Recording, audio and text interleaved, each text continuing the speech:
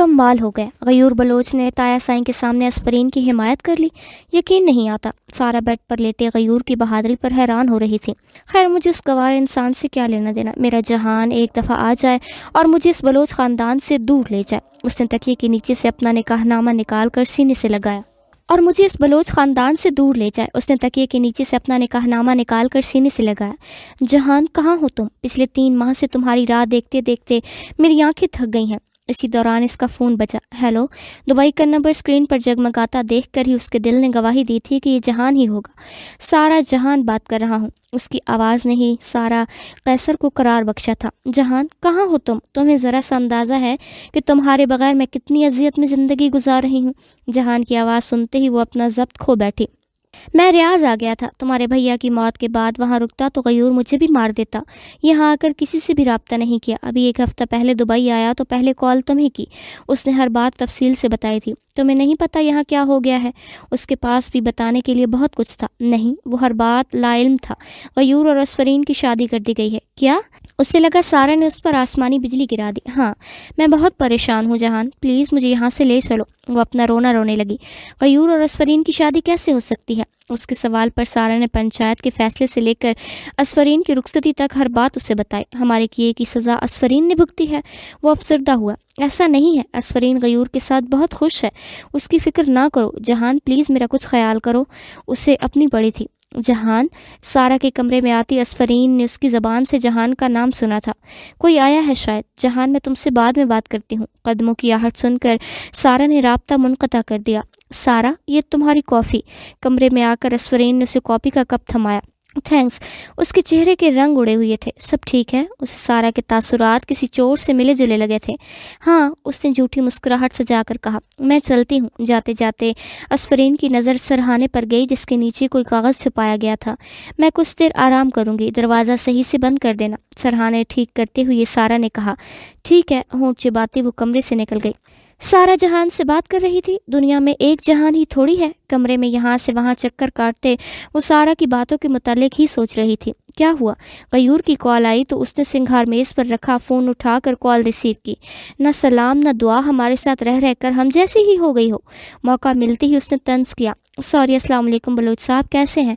اس نے رسمی گفتگو کا طریقہ اختیار کیا۔ وعلیکم السلام، ہم بالکل ٹھیک ہے۔ تمہیں تو فرصت ملتی نہیں تو ہم نے سوچا ہم ہی یاد کر لیں۔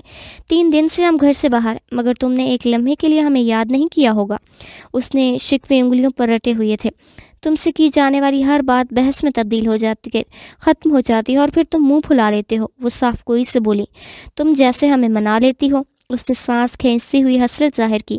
گھر آ رہے ہو نا آج؟ تم کہو گی تو نہیں آئیں گے، وہ دلربا انداز میں بولا۔ میں نے کہہ دیا کہ ابھی آ جاؤ تو آ جاؤ گے؟ وہ اب اس کا امتحان لینے لگی تھی۔ ہاں تم کہہ کے تو دیکھو۔ وہ بھی پراعتماد تھا۔ ٹھیک ہے، ابھی آ جاؤ، اس نے چالاکی سے کہا۔ کمرے کا دروازہ کھولو، ہم دروازے پر ہی کھڑے ہیں۔ اس کی بات ناقابل یقین تھی، پھر بھی اسفرین نے فوراً دروازہ کھولا تو وہ سامنے کھڑا تھا۔ غیور عباس بلوچ جو کہتا ہے وہ کر کے بھی دکھاتا ہے۔ اس کے سامنے شیخی بکھارتا وہ کمرے میں داخل ہوا۔ تم تو کل آنے والے تھے۔ وہ ابھی تک صدمے میں تھی۔ کمال ہو گیا، تم دنیا کی واحد بیوی ہو جو شوہر کے گھر جلدی آنے پر پریشان ہے۔ اپنی پشاوری چپل اتارتا وہ حیران نظروں سے اسے دیکھنے لگا۔ نہیں، ایسی بات نہیں ہے۔ وہ چپل اٹھانے کے لیے آگے بڑھی تو غیور نے اسے ٹوک دیا۔ ہمارے ہاتھ سلامت ہیں، ویسے بھی یہ تمہارا کام نہیں ہے۔ اس نے خود اپنے جوتے اٹھائے۔ پر تم ہی نے تو کہا تھا۔ اسے ڈریسنگ روم میں جاتا دیکھ کر وہ پیچھے سے بولی۔ ہم سے غلطی ہو گئی تھی، معاف کر دو۔ اب ہم ہی کہہ رہے ہیں کہ آئندہ تم ایسا کچھ نہیں کرو گی۔ ڈریسنگ روم سے واپس نکلتے ہوئے غیور نے اس کے سامنے ہاتھ جوڑ کر توبہ کی۔ میں تمہیں سمجھتے سمجھتے پاگل ہو جاؤں گی، اس نے اکتا کر کہا۔ تمہیں کس نے کہا کہ تم ابھی پاگل نہیں ہو؟ غیور نے حیران شکل بنائی۔ آدھی پاگل تو ہو گئی ہوں، آدھی مستقبل میں ہو جاؤں گی، اس نے دو بدو جواب دیا۔ ٹھیک ہے، پھر ہم تمہیں پاگل خانے چھوڑ آئیں گے۔ وہ اس کی ہر بات کا الٹا جواب دے کر محظوظ ہو رہا تھا۔ تم سے مجھے امید بھی یہی ہے۔ خفا چہرہ لیے وہ کمرے سے ہی نکل گئی۔ زاری، ہم مذاق کر رہے تھے۔ کمرے سے نکلتے ہوئے سے غیور کی چہکتی آواز سنائی دی تھی۔ جہان نے سارا سے کال پر یہاں کے سب حالات معلوم کر لیے تھے اور ساتھ ہی اسے وعدہ کر دیا تھا کہ پاکستان آ کر اسے ان سب سے دور لے جائے گا، مگر ان حالات میں پاکستان آنے کی حماقت کرنے کا اس کا کوئی ارادہ نہ تھا۔ دوسری طرف اسفرین نے سارا کی عدم موجودگی میں اس کے کمرے کی تلاشی لینے کا فیصلہ کر لیا تھا۔ اسے شک تھا کہ جو کاغذ سارا چھپا رہی تھی اس میں ہی کوئی گہرا راز دفن ہے جس سے اس کی اور جہان کی زندگی جڑی ہے۔ سارا اصغری بیگم کے ہمراہ کسی رشتہ دار کی طرف گئی تھی۔ شام سے پہلے ان کی واپسی کے کوئی آثار نہ تھے اور اسی بات کا فائدہ اسفرین نے اٹھایا تھا۔ یا اللہ، نکاح نامہ! بہت محنت کے بعد اسے سارا کی الماری کے کونے میں چھپا نکاح نامہ ملا تھا۔ اس کا مطلب جہان اور سارا نے خفیہ نکاح کر رکھا تھا، مگر کیوں؟ ایک نئی تلاش نے اسے آ گھیرا تھا۔ بھابھی! ظہور کی آواز سنتے ہی اس نے نکاح نامہ واپس اس کی جگہ پر رکھ کر الماری بند کر دی تھی۔ ہاں؟ اپنے ہوش بحال کرتی وہ نارمل ہوئی۔ آپ یہاں کیا کر رہی ہیں؟ وہ میں سارا کو بلانے آئی تھی، میرے ذہن میں ہی نہیں رہا کہ وہ گھر پر نہیں ہے۔ کن پٹی پر انگلی رگڑتے اس نے بہانہ گڑھا۔ بھاڑ میں گئی سارا، آپ کا اکلوتا دیور بھوکا گھوم رہا ہے، پلیز میرے لیے کچھ اچھا سا بنا دے۔ پیٹ پر ہاتھ پھیرتے ہوئے اس نے مظلوموں والی شکل بنائی۔ ٹھیک ہے چلو۔ وہ اس کے ہمراہی کمرے سے نکل گئی۔ رات گئے تک وہ نکاح نامے کے متعلق ہی بیٹھ کر سوچتی رہی تھی۔ جہان کی بے وفائی سے زیادہ اسے سارا کی دلیری پر حیرانگی تھی۔ بلوچ خاندان کی سختی دیکھتے ہوئے بھی سارا نے ایسا انتہائی اور انتہا بڑا قدم اٹھا لیا تھا۔ اگر بلوچ خاندان کے کسی بھی فرد کے علم میں یہ بات آ جاتی تو لاشوں کے ڈھیر لگ جاتے، پھر نہ تو جہان زندہ بچتا اور نہ ہی سارا۔ مگر ان دونوں نے یہ قدم اٹھایا کیوں تھا؟ کچھ سمجھ نہیں آ رہا کہ کیا کروں، کس سے بات کروں۔ اگر یہاں کسی کے سامنے ایسا کچھ بھی کہہ دیا تو خود غیور مجھے زندہ زمین میں گاڑ دے گا۔ ظاہر ہے محترم کی پیاری اور معصوم کزن کی شان میں بہت بڑی گستاخی سرزد ہو جائے گی۔ ہاتھوں کی انگلیاں بجاتی وہ بیڈ سے ٹیک لگائے بیٹھی تھی۔ ہم تو تمہارے بالکل پاس ہیں، تو آدھی رات کو کس کی یاد تمہیں سونے نہیں دے رہی؟ کروٹ بدلتے غیور کی نظر پہلو میں بیٹھی اسفرین پر گئی تو اس نے آنکھیں ملتے ہوئے پوچھا، نیند نہ آنے کی ایک ہی وجہ تو نہیں ہوتی نا بلوچ صاحب؟ اس کی آدھی رات کی جانے والی تفتیش پر وہ تپ کر بولی تھی، ہمیں تو اس ایک وجہ کا ہی پتہ تھا جو 100 پوچھ لیا۔ اس نے بھی کوئی سرہانے پر ٹکا کر ہاتھ پر منہ رکھے بیوی کی طرف دیکھا۔ میرے سر میں درد ہے، وہ خود ہی اپنا ماتھا دباتے ہوئے بولی۔ ہم دبا دیں؟ وہ یوں اچھل کر بیٹھا جیسے ابھی ہاں میں جواب آتے ہی سر دبانے لگ جائے گا۔ آپ تو میرا گلا ہی دبا دیں، وہ اکتائی۔ نیکی کا تو زمانہ ہی نہیں ہے، اگر تمہارے سر میں درد ہے تو کیا ہمیں بھی سر درد کرواؤ گی؟ لائٹ بند کر دو اور بالکنی میں جا کر تازہ ہوا لو، بہت آفاقہ ہوگا۔ کروٹ بدل کر اس نے کمبل منہ پر لے لیا، جبکہ اسفرین نے بھی تیش میں آ کر تمام لائٹس بجھا کر بالکنی کا رخ کیا۔ تیش میں آ کر وہ کمرے سے منسلک بالکنی میں تو آ گئی تھی، مگر اب ٹھنڈ لگنے لگی تھی۔ سرد ہوا کی لہریں اس کے گالوں سے ٹکرا رہی تھیں۔ دوپٹے سے اس نے خود کو مکمل ڈھکا تو ہوا تھا، مگر اتنی یخ بستہ ہواؤں کے آگے ایک دوپٹے کی کیا مجال تھی؟ اب اگر وہ اتنی جلدی کمرے میں واپس جا کر لیٹتی تو غیور کی 2-4 باتیں اور سننے کو مل جاتی، یا اگر کمرے میں گرم چادر لینے کو جاتی تو لائٹ جنالے پر وہ اچھی خاصی سنا دیتا۔ ہر طرف سے اس کی شامت آنی تھی، لہٰذا اس نے اسی طرح ٹھنڈ میں کلفی بننے پر اتفاق کیا۔ انسان کو شوق اپنی صحت کے مطابق پالنے چاہیے۔ وہ بالکنی کی گرل پر ہاتھ رکھے کھڑی تھی جب غیور نے پیچھے سے آ کر اسے گرم شال اڑائی۔ مجھے ٹھنڈ نہیں لگ رہی تھی۔ اس نے غیور کی طرف رخ پھیر کر سانس لی تو سرخ ناک دیکھ کر غیور کو ہنسی آئی۔ ہمیں نہیں پتا تھا کہ ہماری بیگم ہماری ہر بات کو اتنی تابداری سے مانتی ہیں، ورنہ ہم تمہیں بالکنی سے کودنے کا مشورہ دیتے۔ اس کی سرخ ناک کو انگلی مارتے ہوئے غیور خود بھی گرل سے ٹیک لگانے کھڑا ہوا۔ اگر کوئی پریشانی ہے زاری تو تم ہم سے اپنے دل کی بات کہہ سکتی ہو۔ اسے گمسم کھڑا دیکھ کر غیور اپنائیت سے بولا، کچھ نہیں ہے، بس میرے سر میں درد ہے۔ اس کی بات مکمل ہوتے ہی غیور دائیں کندھے سے پکڑ کر اس کا رخ اپنی طرف کیا۔ ہم جانتے ہیں کہ تم ہمیں اپنا نہیں سمجھتی اور یہی وجہ ہے کہ ہمارے لاکھ پوچھنے پر بھی ہم سے اپنا کوئی بھی دکھ درد نہیں بانٹوں گی، لیکن ہم تھوڑا وقت دو ہمیں۔ زاری، ہم وعدہ کرتے ہیں تمہیں دیے گئے ہر دکھ کا ازالہ کریں گے، پھر پہلے کی طرح تم اپنی چھوٹی سی چھوٹی بات ہم سے بانٹو گی، پھر اور بات بات پر ہمارا دماغ بھی کھاؤ گی پہلے کی طرح۔ وہ اس کے دونوں کندھے تھامے سچے دل سے وعدے کر رہا تھا، جبکہ اس نے نظریں اٹھانے کی بھی زحمت نہ کی تھی۔ گیا وقت کبھی واپس نہیں آتا بلوچ صاحب، اور نہ ہی ٹوٹا ہوا اعتبار کبھی واپس جڑتا ہے، نہ تو اب پہلے جیسا کچھ ہے اور نہ ہی کچھ ہو سکے گا۔ بہتر ہوگا کہ تم بھی اس حقیقت کو تسلیم کر لو کہ ہمارے اس بے جوڑ رشتے کا کوئی مستقبل نہیں۔ اس کی باتوں نے غیور کی گرفت کو دھیما کر دیا۔ کوئی آیا ہے۔ دروازے پر ہونے والی دستک پر اس نے وہاں سے جانے کا موقع ملتے ہی دوڑ لگانے کا سوچا۔ ملازمہ ہوگی، ہم نے تمہارے لیے کافی منگوائی تھی۔ اسے اپنی گرفت سے آزاد کرتا غیور اس سے پہلے کمرے میں چلا گیا۔ ذرا سی حقیقت تو برداشت ہوتی نہیں ہے اور باتیں بڑی بڑی کرتے ہیں۔ غیور کے لمحے میں بدلتے تیور دیکھ کر اس نے دل میں ہی کہا، تم جتنی بھی کوشش کر لے، زاری چاہتی ہی نہیں ہے کہ ہمارے درمیان کچھ بھی ٹھیک ہو۔ اسے تو مزہ آتا ہے ہمیں تیش دلانے میں۔ واہ بلوچ صاحب واہ، ایک گز بھر کی لڑکی کے ہاتھوں ذلیل ہونا ہی رہ گیا ہے۔ آپ کے مقدر میں۔ وہ بھی پیچ و تاب کھا کر واپس اپنی جگہ پر آ کر لیٹ گیا اور کمبل میں منہ چھپا کر آنکھیں موند لی۔ غیور بیڈ پر واپس بیٹھتے ہوئے اس نے خود اسے مخاطب کیا۔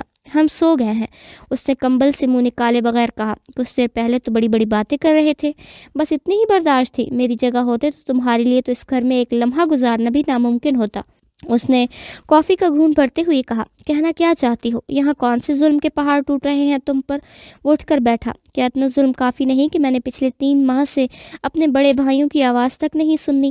نہ چاہتے ہوئے بھی دل کی بات اس کی زبان پر آ گئی۔ وہ تمہارے بھائی نہیں ہے، تایا زاد ہے، ہم تمہارے شوہر ہیں، اس لیے تم پر ہماری ہر بات ماننا اور ہماری خوشی کا خیال رکھنا فرض ہے۔ بہت دنوں بعد اسفرین کے لیے اس کا لہجہ سخت ہوا تھا۔ اس حساب سے تو آذر بھی تمہارا چچا زاد تھا، تو پھر تمہاری بیوی ہونے کے ناطے تم پر میری خوشی کا خیال رکھنا اپنے کزن کے قتل کا انتقام لینے سے زیادہ فرض ہے۔ اس نے حاضر دماغی سے جواب دیا۔ یہ پڑھے لکھوں والی باتیں کر کے ہمیں لاجواب نہ کیا کرو، اور سوچنا بھی مت کہ ہم تمہیں ان دونوں سے ملنے دیں گے۔ وہ دونوں جانتے تھے کہ جہان کہاں ہے، لیکن انہوں نے ہم سے چھپایا۔ ایسے جھوٹوں سے نہ ہم کوئی واسطہ رکھیں گے اور نہ ہی تمہیں رکھنے دیں گے، اس لیے ایسی باتیں کر کے ہمیں غصہ مت دلاؤ، ورنہ پھر کہو گے کہ ہم جاہل ہیں۔ وہ چلایا نہ تھا، مگر آواز اتنی بکن ضرور ہوئی تھی کہ اسفرین کو وہ باتیں ڈانٹ سے کم نہ لگی تھی۔ وہ تو تم ہو، جاہل بھی ہو اور گوار بھی، اور میں نے تمہیں کافی کی وجہ سے تھینکس کہنے کے لیے پکارا تھا، پر میرا خون جلانا تو تم اپنا اولین فریضہ سمجھتے ہو۔ کافی کے بڑے بڑے گھونٹ بھرنے کے بعد اس نے کپ لیمپ ٹیبل پر رکھا اور کمبل اوڑھتی رخ پھیر کر سو گئی۔ اور ہمارا پارا چڑھانا تمہاری بھی اولین ترجیح ہے۔ اس نے بھی لیٹتے ہوئے کمبل کھینچا تو اسفرین پر سے کمبل اترنے لگا۔ یہ صوفے پر ہی اچھی تھی، کم از کم ہمارے بیڈ پر ہمارا راج تو چلتا تھا۔ اس نے کمبل واپس کھینچا تو غیور نے دل میں سوچا، نکاح نامہ ڈھونڈنے کے بعد اس کا اگلا مرحلہ سارا کے موبائل سے جہان کا نمبر نکالنا تھا۔ چونکہ سارا کو اس پر کوئی شک و شبہ نہ تھا، اس لیے یہ کام اس کے لیے زیادہ مشکل نہ تھا۔ سارا، میرے موبائل میں کچھ مسئلہ ہو گیا ہے، میں نے ایک کال کرنی ہے، تو کیا تم مجھے 2 منٹ کے لیے فون دو گی؟ وہ سارا کے کمرے میں آئی تو وہ واپسی کے لیے اپنا سامان پیک کر رہی تھی۔ یا شور، سارا نے موبائل اسے دیا۔ تھینکس۔ ہاں معاذ، کیسے ہو؟ کمرے سے موبائل لے جاتے ہوئے اس نے یوں ظاہر کیا جیسے معاذ کو کال ملائی ہو۔ بس کسی طرح جہان کا نمبر مل جائے۔ اپنے کمرے میں آ کر اس نے موبائل کی کال ہسٹری سے کل آنے والی کال کا ریکارڈ نکالنا شروع کیا۔ یہ تو دبئی کا نمبر ہے۔ اس نے کل کے وقت کا اندازہ لگا کر نمبر کا انتخاب کیا اور اسے اپنے موبائل میں محفوظ کیا تھا۔ یہ جہان ہی ہو سکتا ہے، ورنہ دبئی میں بلوچ خاندان کا کون سا رشتہ دار بیٹھا ہے؟ وہ من آئی۔ کال ہو گئی۔ اسی اثنا میں سارا بھی وہاں چلی آئی۔ ہاں تھینکس۔ اس نے موبائل سارا کو واپس دیا۔ کہیں کال تو کی نہیں؟ اس نے تو پھر میرا فون کیوں لیا تھا؟ کمرے سے نکلتے ہوئے سارا نے کال ریکارڈ چیک کیا۔ کہیں اسفرین نے کل میری باتیں تو نہیں سن لی اور اس کو مجھ پر شک تو نہیں ہو گیا؟ اس کی چھٹی حس نے کام کیا۔ اگر ایسا ہو گیا تو میں تو برباد ہو جاؤں گی۔ اس نے اپنی جان کے لالے پڑ گئے۔ ہیلو، سارا کے جاتے ساتھ اس نے کمرے کا دروازہ بند کرنے کے بعد جہان کا نمبر ملایا تو 3 دفعہ بیل جانے کے بعد کال اٹھا لی گئی تھی۔ جہان، اس نے فوراً آواز پہچان لی۔ شونا، تمہیں میرا نمبر کیسے ملا؟ وہ ہکا بکا رہ گیا۔ یہ اہم نہیں ہے، اہم یہ ہے کہ تم ہو کہاں۔ تمہیں اندازہ ہے کہ تمہارے کیے کی کتنی بڑی سزا ملی ہے ہم سب کو؟ تم تو قتل کر کے چلے گئے اور یہاں ہم بلوچ خاندان کے غضب کا نشانہ بنے ہیں۔ شکوہ کرتے کرتے اس کی آواز بھی کی۔ تمہاری قسم شونا، آذر کو میں نے نہیں مارا، وہ بھی رنجیدہ ہوا۔ جھوٹ مت بولو، تم نے آذر کو بھی مارا ہے اور سارا سے خفیہ نکاح بھی کیا ہے۔ میں سب جانتی ہوں جہان خان آفریدی۔ اس نے بھی آج ہر لحاظ بھلایا تھا۔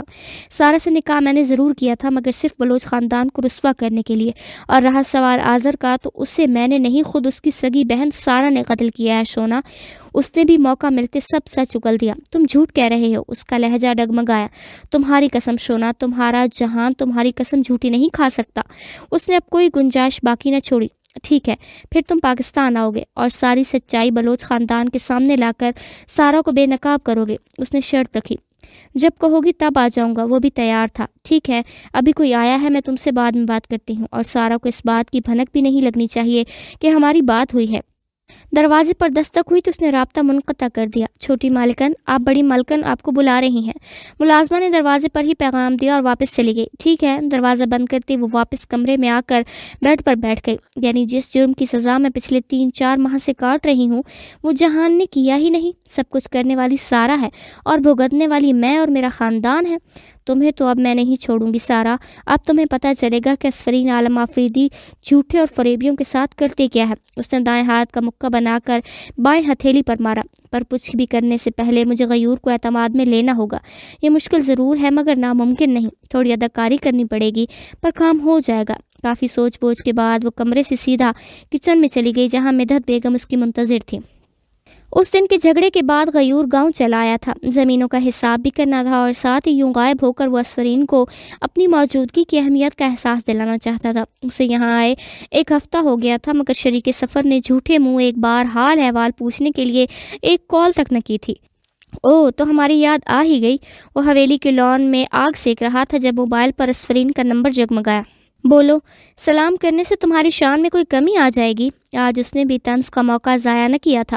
بقول تمہارے ہم جاہل گوار ہیں اور جاہل گواروں میں اتنی تمیز نہیں ہوتی۔ وہ باتوں میں آنے والوں میں سے نہ تھا۔ بلوچ خاندان میں بیوی سے ذرا سی لڑائی پر شوہر تمہاری طرح گھر چھوڑ دیتے ہیں۔ اس کے تیور آج بدلے تھے۔ بلوچ خاندان میں بیوی کی اتنی جرأت نہیں ہوتی کہ شوہر کے آگے زبان چلائے۔ یہ تو ہم ہیں جس نے تمہیں سر پر چڑھا رکھا ہے، ورنہ کوئی اور ہوتا تو حلق سے زبان کھینچ لیتا۔ اس نے بھی کلس کر جواب دیا۔ اسے تم سر چڑھانا کہتے ہو؟ پچھلے 1 ہفتے میں ایک بار بھی تم نے مجھ سے پوچھا ہے کہ میں کس حال میں ہوں؟ مجھ سے کہتے ہو کہ تم سے دل کی باتیں شیئر کروں، پر تم پاس میرے باتیں سننے کا وقت ہوتا ہے غیور؟ یوں رشتے نبھائے جاتے ہیں۔ میں پھر بھی تم پر اعتبار کرنا چاہتی ہوں، تمہیں ایک موقع دینا چاہتی ہوں، لیکن تم سامنے رکھے صفحے سے اس نے سب جذباتی جملے ایک سانس میں پڑھ کر غیور کے دل پر لاتعداد وار کیے تھے۔ واقعی زاری تم سچ میں؟ وہ خوشی اور ہے بے یقینی سے اٹھ کھڑا ہوا تھا۔ نہیں، تو میں اپریل فول بنا رہی ہوں۔ وہ تب کر بولی، ہمیں معاف کر دو، ہم ہیں ہی گدھے، ہم ابھی گھر واپس آ جاتے ہیں۔ وہ ایک دم سیدھا ہوا، نہیں، ابھی بہت رات ہو گئی ہے، صبح آ جانا۔ غیور کی جلد بازی سے وہ گھبرائی۔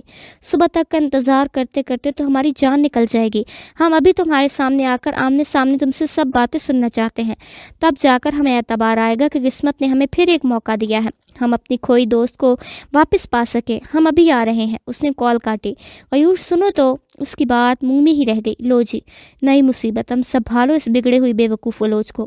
اس نے موبائل فون سے اپنا ماتھا پیٹا، پھر تپتے ہوئے ہاتھ میں پکڑے صفحے کی گیند بنا کر سیدھا ڈسٹ بن کو نشانہ بنایا۔ وہ فجر کی نماز پڑھ کر فارغ ہی ہوئی تھی کہ غیور کی گاڑی کا ہارن بجتا سنائی دیا۔ اس نے کھڑکی سے دیکھا تو وہ تیز تیز قدموں سے لان سے گزرتا اندر ہی آ رہا تھا۔ ایک لمحے کو اسے برا بھی لگا کہ اپنے مقصد کے لیے وہ غیور کے جذبات سے کھیل رہی ہے، مگر اس بلوچ خاندان سے جان چھڑوانے کے لیے اسے یہ قدم اٹھانا لازم الملزوم لگ رہا تھا۔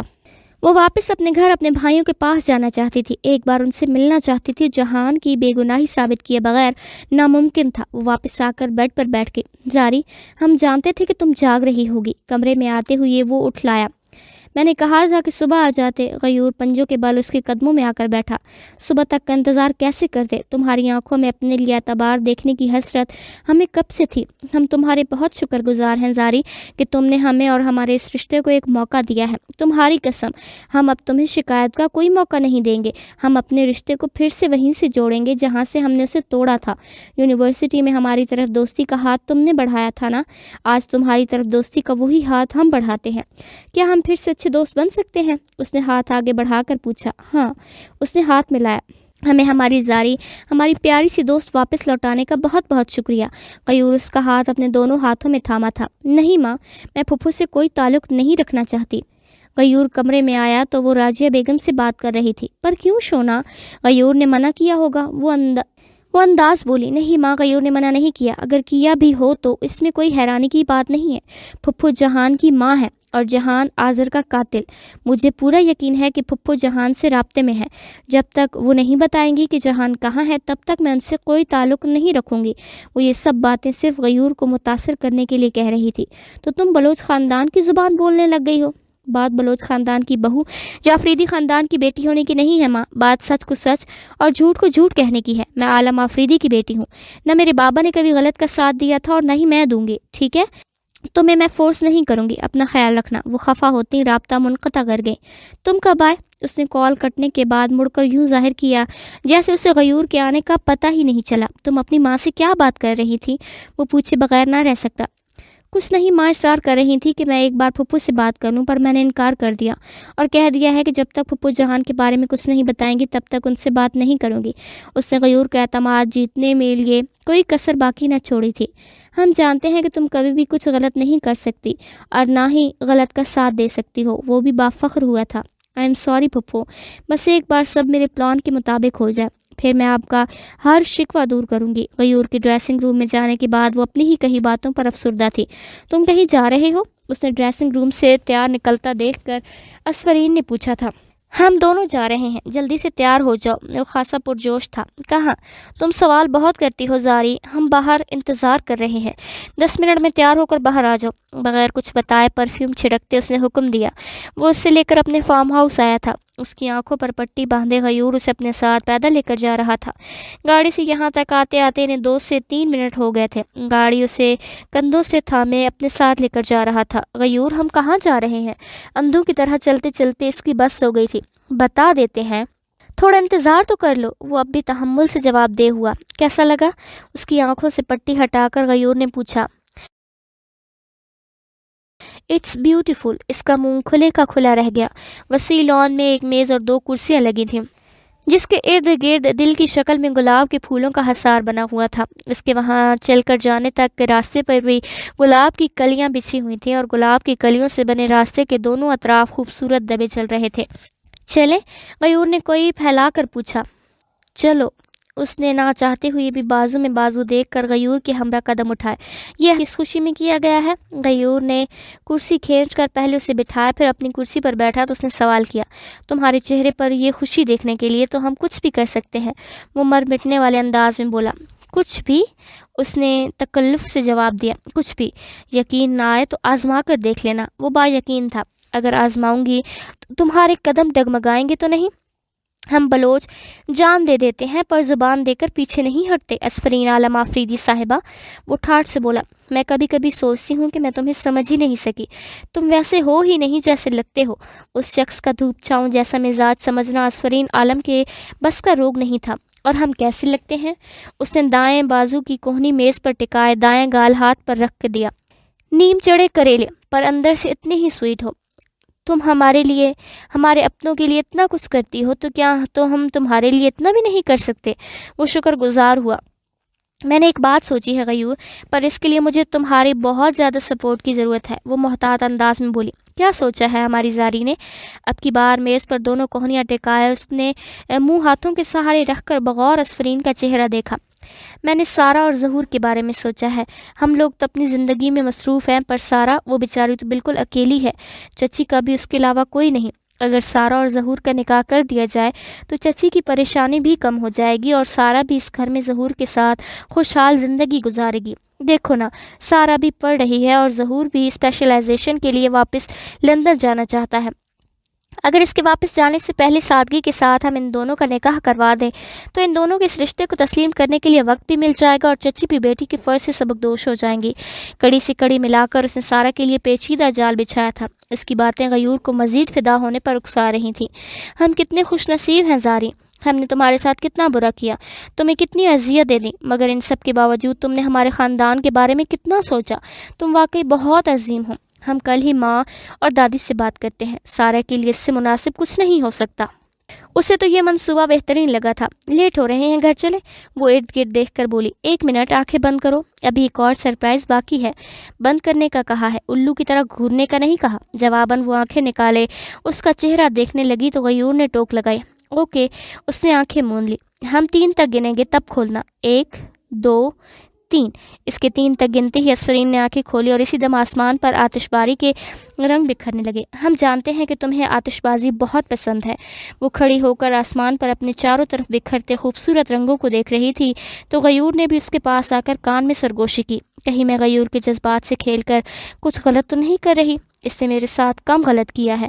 ویسے بھی سارا کا سچ جاننے کے بعد غیور کا دل میرے خاندان سے صاف ہو جائے گا، پھر وہ مجھے بھی اس بے جوڑ بندھن سے آزاد کر دے گا۔ اس کا ضمیر ملامت کر رہا تھا مگر وہ خود کو بہلا رہی تھی۔ ہم جانتے ہیں کہ ہم بہت پیارے ہیں، اب کیا یوں دیکھ کر نظر لگانے کا ارادہ ہے؟ غیور نے آسمان سے نظریں ہٹا کر اس کی طرف دیکھا تو وہ استحقاق سے غیور کا چہرہ دیکھتی ہوئی اپنی ہی سوچ میں گم تھی۔ میں کچھ سوچ رہی تھی، اس نے نظریں ہٹائیں۔ اب تو تمہاری سوچوں اور خیالوں میں ہم ہی ہوں گے۔ اس کے ماتھے پر آئی لٹ وہ کان کے پیچھے کرتے ہوئے چہکا، گھر چلیں، دیر ہو رہی ہے۔ اپنی جان بچاتی وہ وہاں سے باہر جانے کے لیے مڑی تو غیور بھی اس کے پیچھے پیچھے چل دیا۔ یا اللہ، یہ سب جلدی جلدی ختم ہو جائے، مجھے کسی کے جذبات سے کھیلنا بالکل بھی اچھا نہیں لگ رہا۔ وہ آنکھیں بند کیے چلتے ہوئے دعا گو تھی۔ گھر کے سب سے بڑے بزرگ مرکزی ہال میں بیٹھے تھے جب غیور نے اپنی رائے ان کے سامنے پیش کی۔ عسکری بیگم تو خوشی سے پاگل ہو رہی تھی کہ ان کی بیٹی کا مستقبل محفوظ ہونے جا رہا ہے۔ ظہور غیور کی نسبت زیادہ سمجھدار، پڑھا لکھا تھا اور ساتھ ہی ساتھ سارا اور وہ ہم خیال بھی تھے، حتیٰ کہ دونوں کی بنتی بھی خوب تھی۔ مدحت بیگم اور دادی کو بھی غیور کی بات بے حد مناسب لگ رہی تھی۔ وہ بھی اپنی لاڈلی بیٹی کو کسی غیر کے گھر رخصت کرنے کے بجائے اپنے ہی گھر میں رکھنے کے قائل تھیں۔ پہلی بار تم نے عقل کی بات کی ہے، آج لگ رہا ہے کہ تم ہمارے بیٹے ہو۔ صوفے پر بیٹھے ٹانگ پر ٹانگ ٹکایا عباس بلوچ نے مہنگے سگار کا کش لیا۔ غیور بیٹے، تم نے تو میری بہت بڑی مشکل حل کر دی۔ بیٹے کو کھو دینے کے بعد اب میں اپنی بیٹی سے دوری برداشت نہیں کر سکتی تھی۔ عسکری بیگم کی آنکھیں بھر آئیں۔ چچی جان، سارا صرف آپ کی ہی نہیں ہماری بھی ذمہ داری ہے، اور ہم جانتے ہیں کہ وہ اور ظہور بہت خوش رہیں گے۔ What the hell! سیڑھیوں پر کھڑے ظہور نے یہ منظر دیکھا تو اس کی کنپٹیاں سلگ گئیں۔ بھابھی، یہ سب کیا ہے؟ وہ کمرے میں آیا تو اسفرین الماری میں گھسی کچھ تلاش کر رہی تھی۔ کیا؟ اس نے یوں ظاہر کیا جیسے کچھ جانتی ہی نہ ہو۔ بنے مت، آپ بہت اچھے سے جانتی ہیں کہ میں کس بارے میں بات کر رہا ہوں۔ اسے اسفرین کی اداکاری مزید زج کر رہی تھی۔ اب اگر تمہارے بھیا نے کچھ سوچا ہے تو تمہاری بہتری کے لیے ہی سوچا ہوگا نا ظہور، اس نے مفہمانہ انداز میں اختیار کیا۔ بھیا آج کل کس کے دماغ سے سوچ رہے ہیں میں بہت اچھی طرح سے جانتا ہوں بھابھی، اور ویسے بھی بھیا میں اتنا سینس نہیں ہے کہ وہ اتنی دور اندیشی کا مظاہرہ کرتے ہوئے ایسا سمجھدارانہ فیصلہ کریں۔ یہ یقیناً آپ کی ہی پڑھائی پٹی ہے۔ وہ اصل بات تک پہنچ گیا۔ ٹھیک ہے، تمہیں ایسا لگتا ہے تو ایسا ہی صحیح، اس نے بغیر پلٹے ہی جواب دیا۔ آپ نے اچھا نہیں کیا بھابھی، میں نے آپ کی ہر مشکل میں آپ کا ساتھ دیا، یہاں تک کہ آپ کے شوہر نامدار کی مار تک کھائی، اور آپ نے میری ہی پیٹھ میں چھرا کھونپ دیا۔ آپ کو میں نے بتایا بھی تھا کہ میں لندن میں کسی کو پسند کرتا ہوں اور اسی سے شادی کروں گا، مگر آپ... اس نے رونے والی شکل بنائی۔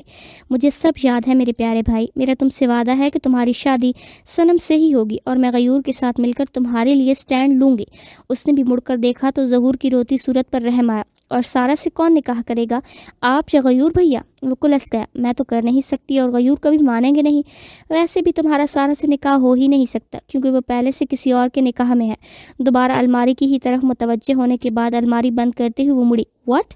اسے اپنے کانوں پر یقین نہ آیا۔ ہاں، میں اب جو کہوں گی وہ تم تحمل سے سنو گے۔ میں یہ باتیں تمہارے بھیا سے نہیں کر سکتی تھی، نہ تو وہ تمہاری طرح تحمل مزاج ہے اور نہ ہی ان سے حقیقت برداشت ہوتی ہے، اس لیے بیٹھو۔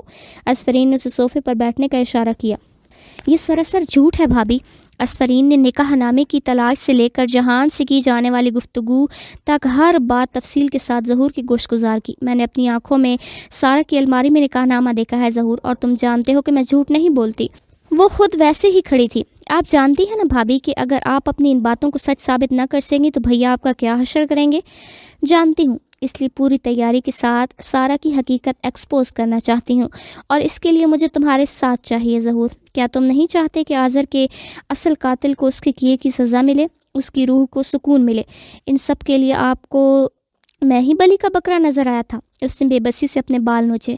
میں سارا کا سچ سامنے ضرور لانا چاہتی ہوں ظہور، مگر ان سب میں بلوچ خاندان کی بدنامی میرا مقصد نہیں ہے۔ تم ہاں کر دو گے تو گھر کی بات گھر پر ہی رہ جائے گی۔ اس نے اعتراض کا ہر جواز جڑ سے ہی ختم کر دیا۔ زاری بالکل ٹھیک کہہ رہی ہے۔ وہاں آتے غیور کی آواز سنتے ہی دونوں کو سانپ سونگ گئے۔ تم ہاں کر دو ظہور، سارا بہت معصوم ہے، تمہیں کبھی کسی شکایت کا موقع نہیں دے گی۔ سچ شکر اس نے ان کی آدھی بات ہی سنی تھی۔ ٹھیک ہے بھابھی، اپنی پیاری بھابھی اور پیارے بھیا کے لیے میں کچھ بھی کرنے کو تیار ہوں۔ صوفے سے اٹھتے ہوئے اس نے حامی بھری۔ اب بس سارا ہاں کر دے۔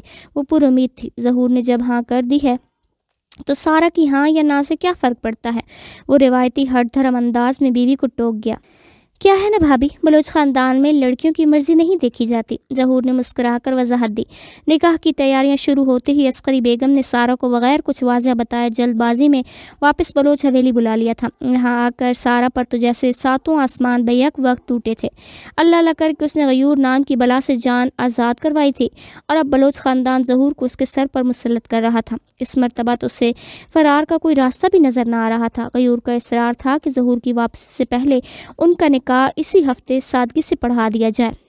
امی، اس دنیا میں صرف میری شادی ہی واحد کام ہے جس کے لیے آپ لوگ ہر وقت تیار رہتے ہیں۔ سارا ماں سے الجھی۔ تمہیں تو خوش ہونا چاہیے گدھی کہ ظہور جیسا ہیرا ملنے جا رہا ہے تمہیں۔ غیور تو تمہیں جاہل لگتا تھا مگر ظہور تو پڑھا لکھا ہے، وسیع سوچ کا مالک ہے اور تو اور ڈاکٹر ہے۔ کہہ رہا تھا کہ نکاح کے بعد وہ تمہیں باہر لندن ہی بلا لے گا۔ بھاڑ میں جائے لندن، وہ چیخی۔ تمہیں مسئلہ کیا ہے سارا؟ کل کو ظہور بھی غیور کی طرح کسی غیر لڑکی کو گھر لے آیا تو ہم ماں بیٹی کی کیا اہمیت اور وقت رہ جائے گی گھر میں؟ تمہارے بھائی کے جانے کے بعد ہمارے سر کوئی سائبان نہیں بچا۔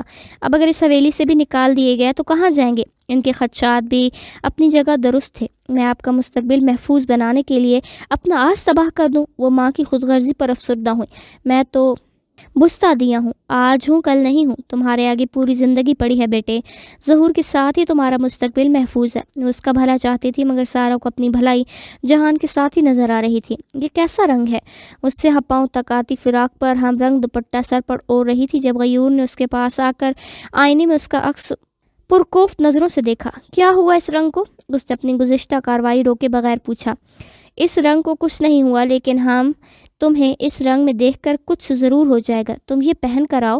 اس کے سوال پر سر جھٹکتا وہ الماری کے پاس گیا اور وہاں سے کھلے گلابی رنگ کی فراق والا ہینگر لا کر اس کے ہاتھ میں تھمایا۔ بلوچ صاحب، ہم شاپنگ پر جا رہے ہیں یا شادی پر؟ بھاری کام والی فراق دیکھ کر اس نے پلٹتے ہوئے غیور کو دیکھا۔ شادی پر نہ صحیح، شادی کی شاپنگ پر تو جا رہے ہیں نا؟ اس نے حسب عادت انوکھے جواب پر ہی اکتفا کیا۔ جلدی سے تیار ہو کر آؤ، ہم زیادہ انتظار کرنے والے نہیں۔ اسے کندھوں سے دھکیلتے غیور نے زبردستی ڈریسنگ روم میں بند کیا تھا۔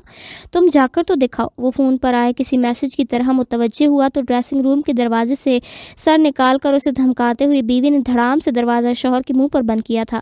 چچی جان، آپ ریڈی نہیں ہوئی؟ سارا کے کمرے میں آتی اسفرین نے انہیں بلایا۔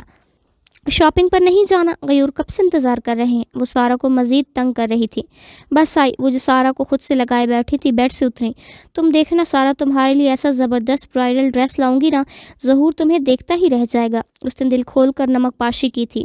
بخش دے مجھے آپ لوگ۔ اس نے تنگ آ کر بدلحاظی سے ہاتھ جوڑے۔ سارا، اسفرین بڑی بھابھی ہے تمہاری۔ ماں نے اسے جھڑکا تو اسفرین کو زیادہ ہنسی یہ سوچ کر آئی کہ وہ اس کے سابقہ منگیتر کو اس کا بھائی بنا بیٹھی ہیں۔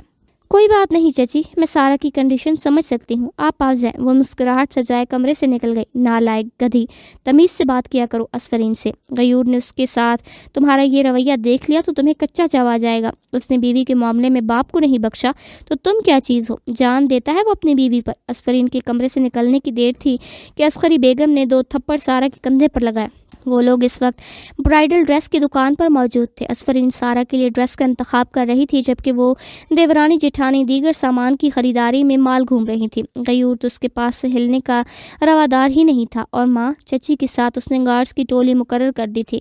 لہنگے کی شاپ پر باقی افراد کی آمد پر پابندی لگوا دی گئی تھی تاکہ اسفرین کو شاپنگ میں دشواری پیش نہ آئے۔ یہ اچھا ہے نا؟ وہ بھاری کام والا لہنگا دیکھتے ہوئے بولی۔ ہاں بہت اچھا ہے۔ وہ سینے سے بازو لگائے کب سے ٹک ٹکی باندھے اسے دیکھ رہا تھا۔ یہی ٹھیک رہے گا۔ اس نے لہنگے کا انتخاب کر لیا۔ یہ ٹھیک رہے گا پر تمہارے لیے۔ اس کے سر پر دوپٹہ اڑا کر غیور نے سامنے لگے آئینے میں اس کا عکس دکھایا۔ میرے لیے؟ اس نے نظر اٹھا کر آئینے میں ہی غیور کا عکس دیکھا۔ ہاں نا، جن حالات میں ہمارا نکاح ہوا تھا ہم نے تمہیں دلہن بنتے بھی نہیں دیکھا۔ ہم ایک بار تمہیں اپنی دلہن بنتا دیکھنا چاہتے ہیں، ہماری دلہن۔ وہ اسے کندھوں سے تھامتے بولا۔ غیور، سب دیکھ رہے ہیں۔ اس نے گرد و نواح موجود سیلز گرلز کو اپنی طرف متوجہ دیکھ کر غیور سے دور ہٹنے کی کوشش کی۔ تو دیکھتے رہیں، ہم تو چاہتے ہیں کہ پوری دنیا دیکھے کہ غیور عباس بلوچ اپنی بیگم سے کتنی محبت کرتا ہے۔ اس نے جان بوجھ کر لہجہ بھی بلند کیا۔ بلوچ صاحب، کچھ دنیا داری کا بھی خیال کیا جاتا ہے۔ اپنے سر سے دوپٹہ اتارتے وہ پیچھے ہٹی۔ ہم کیا کریں؟ تم پاس ہوتی ہو تو ہمیں اپنی ہوش نہیں رہتی۔ دنیا کا خیال تو بہت بعد میں آتا ہے۔ وہ ڈھٹاہٹ سے مسکرا ہے۔ یہ فائنل کر دیں، اس نے وہاں آتی لڑکی سے کہا۔ یہ تو تم پہنو گی زاری، سارا کے لیے کوئی اور لے لو۔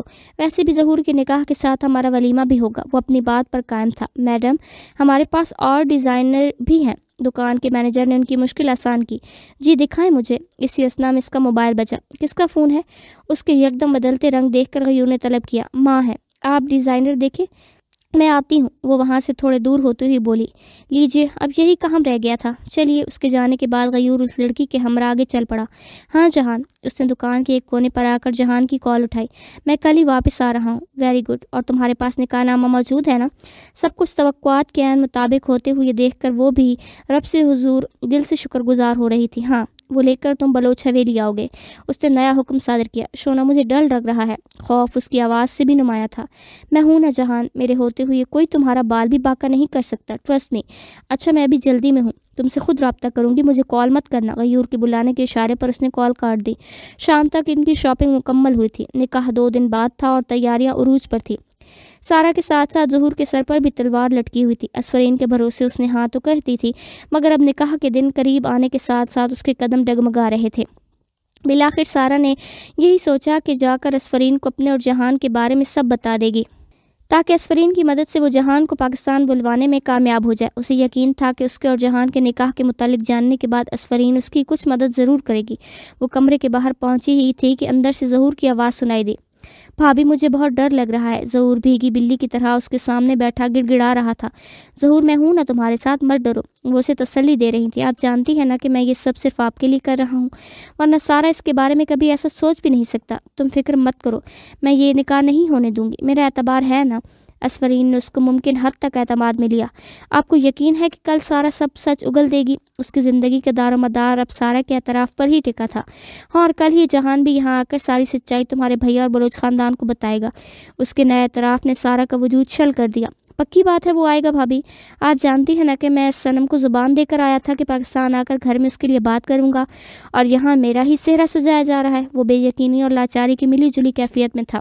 ہاں ظہور، اس کا یقین اٹل تھا۔ اوہ، تو یہ دیور بھابھی مل کر میرے خلاف سازش کر رہے ہیں۔ ظہور، تم سے تو مجھے اس گھٹیا پن کی امید نہیں تھی۔ وہ کمرے کے باہر سے ہی خاموشی کے ساتھ واپس مڑ گئی۔ اپنے کمرے میں آنے کے بعد اس نے غصے سے دروازہ بند کر لیا اور اپنے دفاع کا منصوبہ بنانے لگی۔ وقت اس کے پاس بہت کم تھا، مگر آج کے آج ہی اسے اپنے لیے کچھ کرنا تھا، ورنہ کل غیور کے ہاتھوں اس کی موت پکی تھی۔ سارا کیا کر رہی ہو؟ غیور اس کے کمرے سے گزر رہا تھا تو اس کی نظر سارا پر گئی جو چھری پکڑے اپنی کلائی کاٹنے ہی والی تھی۔ مجھے مرنے دو غیور۔ غیور نے چھری سے لے کر زمین پر پھینکی اور وہ چیخی۔ پر کیوں؟ وہ اس انتہائی قدم پر ششتا رہ گیا۔ جو زندگی مجھے ملنے جا رہی ہے وہ اس موت سے بھی بدتر ہے۔ سارا بھی دھاڑی۔ ہوا کیا ہے؟ ہمیں بتاؤ سارا۔ تمہاری بیوی اپنی بے عزتیوں کا بدلہ مجھ سے لے رہی ہے۔ برا تو تم نے کیا نا اس کے ساتھ، تو پھر وہ میری دشمن کیوں بن گئی ہے؟ اس نے نیا جال بننے کی مہم کا آغاز کیا۔ کیا کر رہی ہے زاری؟ ہم سے زیادہ تو اسے تمہاری فکر ہے۔ اسفرین کے خلوص پر اٹھایا گیا سوال اس کا وجود سلگا گیا۔ یہ اس کی فکر نہیں، ڈرامے بازی ہے۔ وہ دھوکہ دے رہی ہے ہم سب کو۔ ہم جانتے ہیں وہ آج بھی اس جہان خان آفریدی سے رابطے میں ہے، میرے بھائی کے قاتل سے وہ آج بھی رابطے میں ہے۔ سارا نے بائیں ہاتھ کے پیچھے سے آنسو پونچھتے ہوئے اس کا دل اسفرین سے کھٹا کیا۔ سارا، زاری کے بارے میں کچھ بھی الٹا سیدھا بولنے سے پہلے یہ سوچ لینا کہ وہ ہماری بیوی بھی ہے اور ہماری محبت بھی۔ اس کا ماتھا شکن آلود ہوا۔ میں نے خود اسے جہان سے فون پر بات کرتے سنا۔ وہ وہاں سے بیڈ کی طرف دوڑی جہاں اس کا موبائل فون پڑا تھا۔ میں جانتی تھی کہ تم میرا اعتبار نہیں کرو گے، اس لیے میں نے یہ نمبر اسفرین کے موبائل سے نکال لیا تھا۔ یہ جہان کا نمبر ہے، جاؤ دیکھ لو اس کے موبائل میں جا کر۔ مجھے افسوس اسفرین پر نہیں، ظہور پر ہے۔ اس نے تو اپنا ہو کر مجھے دھوکہ دیا۔ اس نے ظہور کی قبر بھی اپنے ہاتھوں سے ہی کھودی تھی۔ ظہور نے کیا کیا ہے؟ اسے اب نیا انکشاف الجھا گیا۔ وہ مجھ سے نکاح صرف اسفرین کے کہنے پر کر رہا ہے۔ جانتے ہو، آج میں نے ان دونوں کی باتیں سنی۔ وہ کیا کہہ رہے تھے؟ ظہور مجھ سے نکاح کے بعد لندن جا کر کسی صنم سے نکاح کرے گا اور واپس پاکستان بھی نہیں آئے گا۔ اسفرین نے اس سے وعدہ کیا ہے کہ وہ وہاں نکاح کر لے تو تم سے بات کر کے وہ اس سے معافی بھی دلوا دے گی اور اس کی بیوی کو اس کے گھر میں بہو کا مقام بھی دلوا دے گی۔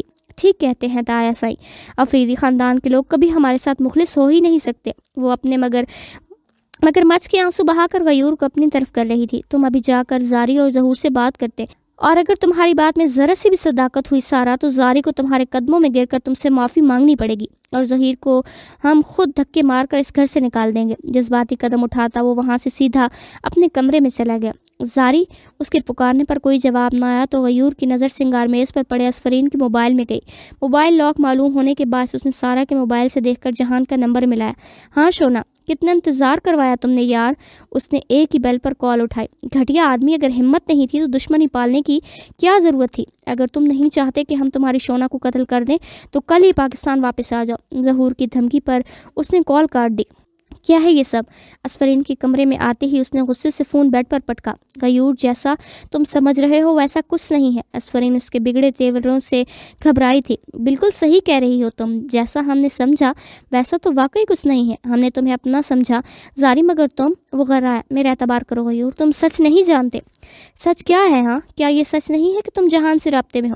کیا یہ سچ نہیں ہے کہ ظہور لندن میں کسی کو پسند کرتا ہے اور تم سب جانتے ہوئے بھی سارا کی زندگی تباہ کر رہی ہو؟ دونوں انکشافات نے اسفرین کی بولتی بند کر دی۔ تم جو کہہ رہے ہو وہ سب سچ ہے، مگر اس سچ کے علاوہ ایک اور سچ بھی ہے جسے سامنے لانے کے لیے میں نے اتنے سارے جھوٹ بولے۔ ہمیں تمہارا اعتبار نہیں ہے۔ اس نے بہت درستگی سے اسفرین کی ہر بات دھتکاری تھی۔ کبھی تو میرا اعتبار کر لو غیور، ہمیشہ کیوں مجھے بے اعتباری کی دھوپ میں جلنے کے لیے اکیلا چھوڑ دیتے ہو؟ کیا اس دن کے لیے تم نے مجھ سے میرا اعتبار اور اس رشتے کو بچانے کا ایک موقع مانگا تھا؟ اس کی آنکھوں میں آنسو چمکتے دیکھ غیور نرم پڑ گیا۔ ٹھیک ہے، ہم نے تمہارا اعتبار کیا، اب بتاؤ ایسا کیا ہے جو ہم نہیں جانتے؟ اس کے آنسو غیور کو بے بس کر گئے تھے۔ میں جو بھی کہوں گی تم تحمل سے سنو گے اور مجھے سچ ثابت کرنے کا موقع بھی دو گے۔ اس نے پہلے وعدہ لیا۔ ٹھیک ہے۔ غیور کی طرف سے جواب آنے پر اس نے ہر بار کھلی کتاب کی طرح اس کے سامنے رکھ دی۔ تم جانتی ہو نظاری کہ اگر تم اپنی بات کو سچ ثابت نہ کر سکی تو ساری عمر کے لیے ہمارا اعتبار اور محبت دونوں کھو دو گی۔ اس کے لہجے میں آج پھر پہلے والی اجنبیت در آئی۔ میں سچ کہہ رہی ہوں غیور، اور میں اس سچ کو ثابت بھی کر سکتی ہوں۔ مجھے بس تمہارا ساتھ چاہیے۔ دیا تمہارا ساتھ، اب ثابت کرو کہ تم سچی ہو۔ تمہارا جہان بے گناہ ہے اور سارا ان سب کی ذمہ دار ہے۔ اس پر احسان جتاتا وہ کمرے سے نکلنے ہی والا تھا کہ اسفرین نے اسے روک لیا۔ نکاح نامہ سارا کی الماری میں موجود ہے غیور، میں بھی تمہیں دکھا بھی سکتی ہوں۔ اس نے غیور کا بازو تھامتے ہی اسے جانے سے روکا۔ ٹھیک ہے چلو، ہم دکھاؤ۔ اپنا بازو چھڑواتا اسے پیچھے آنے کی ہدایت دے کر وہ کمرے سے نکل گیا۔ کہاں گیا؟ یہی تو تھا۔ ملازمہ کے ساتھ مل کر اس نے کمرے کے ساتھ ساتھ پوری الماری بکھیر دی تھی مگر کچھ نہ ملا۔ نکاح نامہ کہاں ہے زاری؟ غیور دھاڑا۔ اور کتنے الزامات لگاؤ گی مجھ پر اسفرین؟ سارا پھر مگرمچھ کے آنسو بہانے لگی۔ نکاح نامے کے علاوہ تمہارے پاس اپنی سچائی ثابت کرنے کا کوئی اور راستہ ہے؟ وہ سرد لہجے میں بولا۔ جہان، ہاں میں ابھی جہان سے تمہاری بات کروا دیتی ہوں۔ اس نے مجھ سے وعدہ کیا ہے کہ وہ پاکستان آ کر اپنے نکاح کا ہر ثبوت تمہارے سامنے پیش کرے گا۔ اسے دوسرا حل یہی سوچا۔